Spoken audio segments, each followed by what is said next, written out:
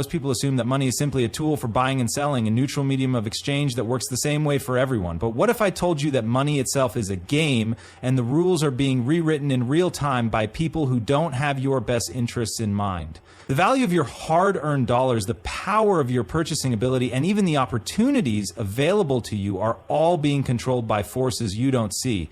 Governments, central banks, and financial institutions that manipulate money to serve their own agenda. One of the most powerful ways your money is being manipulated is through inflation.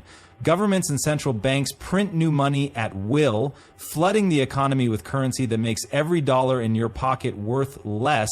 You may have noticed that what used to cost $1 now costs $2, and what used to be a $10 meal is now $15 or more. This isn't random. This is engineered. When new money is printed, those at the top, corporations, banks, and governments, get access to it first, while you, the everyday worker, only see the effects later in the form of higher prices. It's a hidden tax that eats away at your savings and your future. But inflation isn't the only weapon being used against you. Interest rates, controlled by central banks, dictate the cost of borrowing money. When interest rates are low, borrowing is cheap and people go into more debt, buying houses, cars, and luxury items they may not afford otherwise.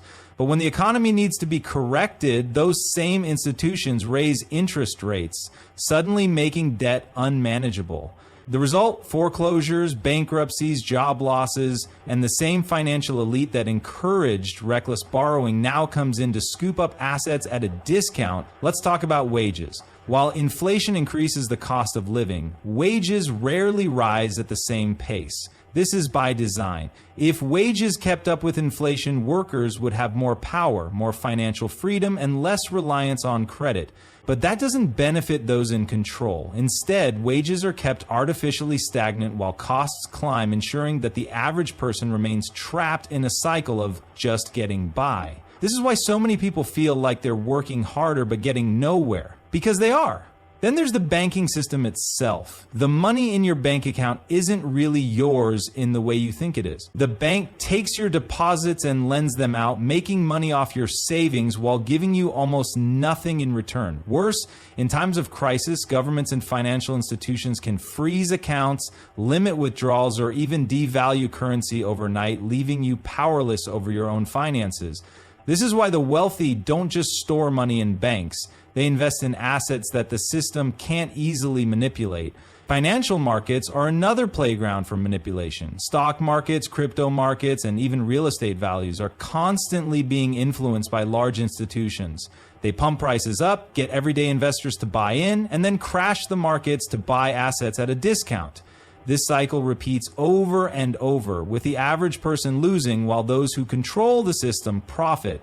They create the illusion of opportunity, but in reality, they are setting the trap. Even the way we think about money is controlled. From a young age, we're taught to trade time for money, get a stable job, and save for retirement. But why? Because an obedient workforce is necessary to keep the system running. True financial education, how to invest, build wealth, and escape the cycle, is deliberately excluded from schools and mainstream discussions. If people knew how money really worked, they wouldn't play by the rules designed to keep them struggling. And finally, there's the rise of digital currencies and central bank digital currencies, CBDCs, which introduce an entirely new level of control. With digital money, governments can track every transaction, limit where you can spend, and even shut off access to funds if you don't comply with their rules. This isn't just speculation, it's already happening in parts of the world. The more centralized money becomes, the easier it is for those in power to control every aspect of your financial life. This system is not just flawed, it is designed this way, and unless you understand how your money is being manipulated, you'll continue to play a game where the odds are stacked against you. Inflation is not just rising prices, it's theft of your purchasing power. Most people think of inflation as just a natural part of the economy, something that just happens over time, like the seasons changing. You hear about it on the news when prices start going up, and politicians and economists act like it's some mysterious force that no one can control, but that's a lie. Inflation is not just prices increasing, it's a calculated way for governments and financial institutions to steal your purchasing power without you even realizing it. It's not an accident, it's a system, and you are the one paying the price. Let's break it down. When the government prints new money, it doesn't magically create new value. Instead, it dilutes the value of the money that already exists. Imagine you have a pizza cut into 8 slices, and suddenly someone says, let's make it bigger, but instead of adding more ingredients, they just cut it into 16 slices. Now each slice is smaller, and you don't actually have more food, you just have more pieces of the same thing. That's exactly what happens when the government prints money. Every dollar you have becomes worth less, because there are now more dollars in circulation chasing the same amount of goods and services. But here's where it gets even worse. When new money enters the system, it doesn't reach everyone equally. The people who benefit first are the ones closest to the source, the government, big banks, and large corporations. They get to spend the new money before prices rise. By the time that extra money makes its way to regular people, inflation has already driven up the cost of everything: food, rent, healthcare, and education. This is called the Cantillon effect, and it ensures that the rich get richer while the average person gets crushed under the weight of higher costs. Think about your savings. If you've been saving money for years believing that you're being responsible and preparing for the future, inflation is slowly robbing you. A dollar saved today is not worth a dollar tomorrow. If inflation is at 5% per year, your money loses 5% of its value annually. That means in 10 years, the purchasing power of your savings could be cut nearly in half. And that's with official inflation numbers, which are often manipulated to seem lower than they really are. If you look at the actual costs of things like groceries, rent, and gas, you'll see that inflation is much worse than what the government claims. And don't fall for the lie that wage increases will fix everything. Wages almost never keep up with inflation.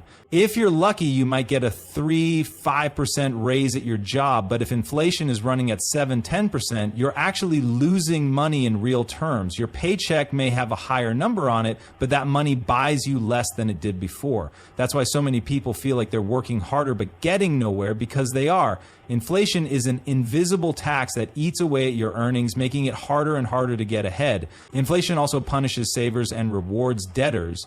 When money loses value over time, saving it is like holding onto a melting ice cube. Meanwhile, those who borrow large amounts, like corporations and governments, actually benefit because they get to repay their debts with money that's worth less than when they borrowed it. This is why governments encourage people to take on debt, mortgages, student loans, credit cards, because inflation makes it easier for them to pay back their own debts while making the public more financially dependent.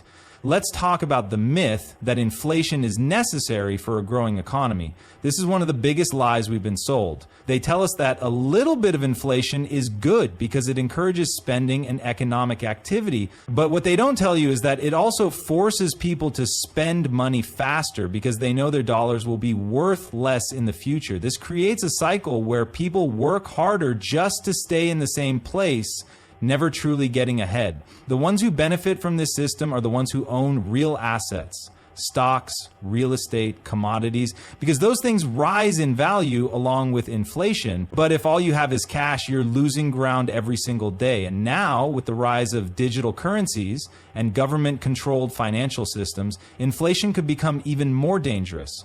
If central banks move toward a fully digital monetary system, they could have even greater control over the money supply, making it easier to manipulate inflation and devalue currency even faster. Imagine waking up one day to find that the money in your account is worth 20% less overnight because of a government decision you had no say in. That's not a conspiracy theory. It's a real possibility in a world where inflation is being used as a tool of control.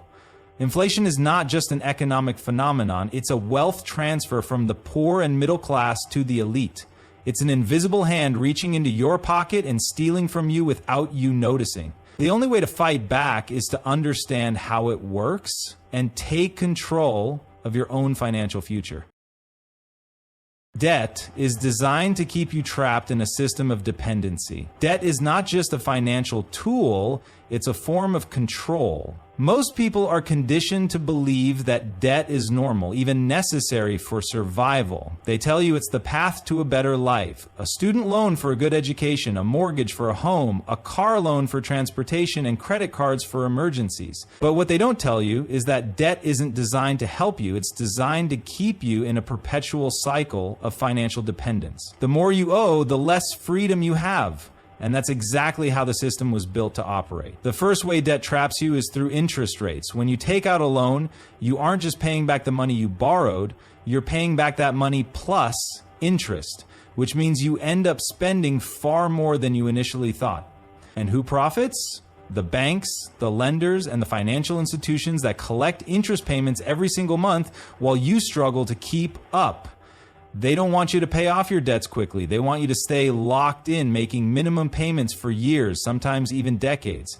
That's why credit card companies love when people pay the minimum balance. It keeps them trapped in a cycle where most of their payments go toward interest, not the actual loan. Debt is especially dangerous because it steals from your future. Every dollar you borrow today is a dollar you have to earn later, often under worse conditions. Think about student loans. Young people are encouraged to take on massive amounts of debt before they even have a job. They graduate already owing tens or even hundreds of thousands of dollars, with interest accumulating every month.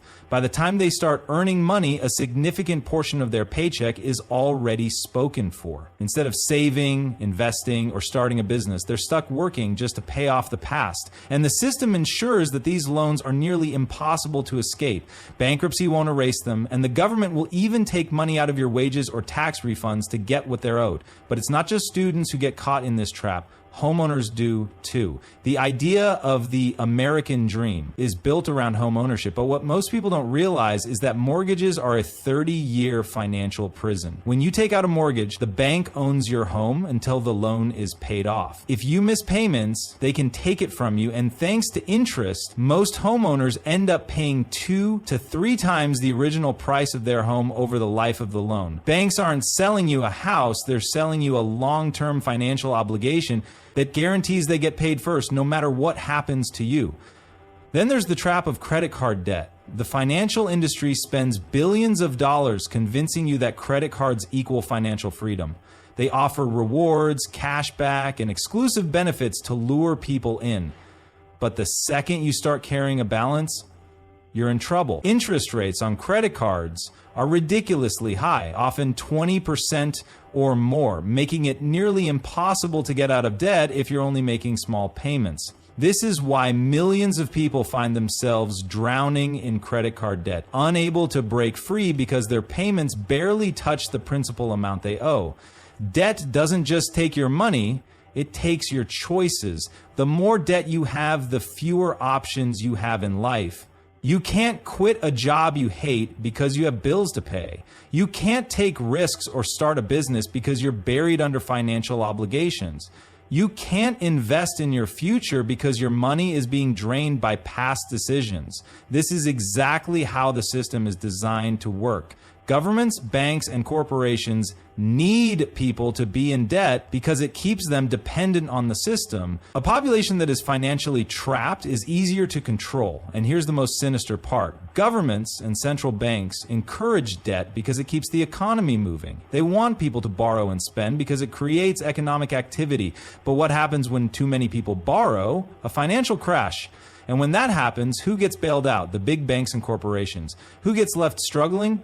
The everyday workers who were following the system's rules. This cycle happens over and over. 2008 was just one example. Banks encouraged reckless borrowing, made billions, crashed the economy, got bailed out, and left millions of people homeless and jobless. The lesson? The system doesn't care about you. It only cares about keeping itself alive.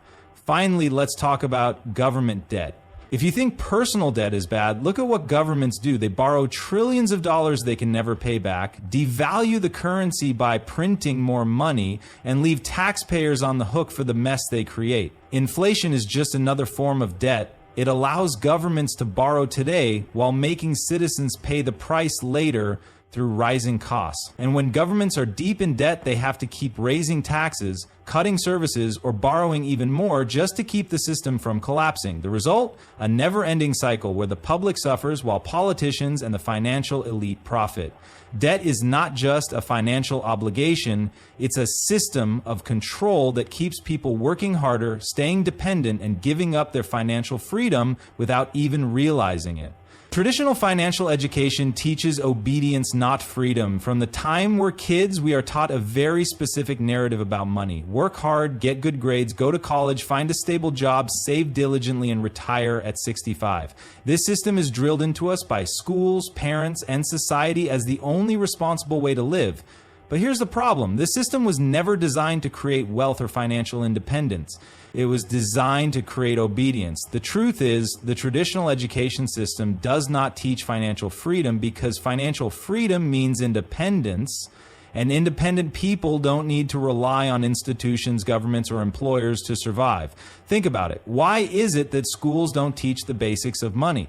Why aren't we taught how to invest, how to build assets, how taxes work, or how to start a business? Instead, we spend years memorizing history dates, algebra equations, and theories that most of us will never use in real life. This is not an accident. The education system was designed during the Industrial Revolution to create workers, not thinkers. Factories and corporations needed disciplined employees who would follow orders, show up on time, and trade their time for a paycheck without questioning the system. And that's exactly what the school system prepares people to do. Get a job, follow the rules, and depend on an employer for financial security. Now let's look at the financial advice most people get. Go to school, take out loans if needed, get a good job, and save for retirement. This advice benefits everyone except you. Student loans make banks rich, jobs provide labor for corporations, taxes fuel the government, and savings, they slowly get eaten away by inflation. Meanwhile, the wealthy, the people who actually understand money, don't follow this advice. They don't trade time for money indefinitely. They use money to create more money. They invest in real estate, businesses, and stocks. They understand that money is a tool, not just a paycheck. Saving money, which is often taught as the safest path, is actually a trap in an inflationary system. Let's say you put $10,000 in a savings account today, with inflation averaging 5% per year, often higher than what's officially reported. That money will lose value over time. Meanwhile, the banks are using your deposits to make loans and earn interest, while paying you almost nothing in return. But what do schools teach?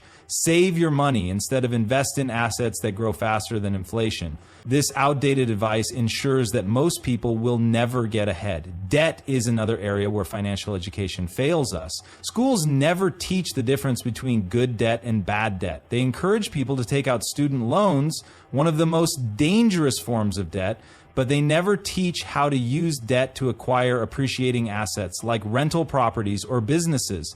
They warn about credit cards, but never explain how to leverage credit to build wealth. This is why so many people fall into financial traps. They enter adulthood without any real understanding of money, and by the time they figure it out, they're already deep in debt and stuck in the system. Taxes are another massive piece of the puzzle that schools completely ignore. The average person pays a third or more of their income in taxes, yet most people don't know how taxes actually work. The rich use tax laws to legally reduce what they owe, while the average worker just accepts whatever gets taken out of their paycheck. Why? Because no one ever teaches them otherwise. Schools don't educate people on tax strategies, deductions, or ways to structure income efficiently because a financially savvy population is harder to control. The biggest flaw in traditional financial education is that it teaches dependency, not autonomy. It tells people that the best path in life is to rely on a stable paycheck, a company pension, and government-backed programs like Social Security. But what happens when these things fail? Pensions are disappearing. Companies lay off workers without warning. Governments print money and devalue savings. People who follow the traditional financial path find themselves completely vulnerable when things go wrong, while those who educate themselves about real financial independence are able to adapt and thrive. The harsh truth is this: traditional financial education is designed to benefit the system, not the individual. It trains people to work hard, but never to work smart. It encourages people to play it safe, but never to take calculated risks. It keeps people in a cycle of earning, spending, and barely saving, while those who understand how money really works build generational wealth.